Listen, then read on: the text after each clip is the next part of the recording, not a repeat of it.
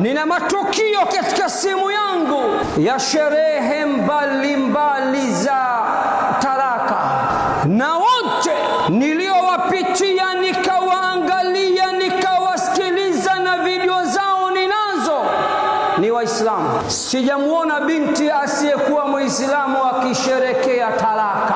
Ni dada zetu. Wiki iliyopita kuna video zimetrendi sana katika nchi yetu, zilizoripotiwa na television kubwa kubwa katika nchi yetu, huko mji wa ilmu, mji wa maulama, mji wa vituo mbalimbali vya Kiislamu, Tanga, maeneo ya Majengo.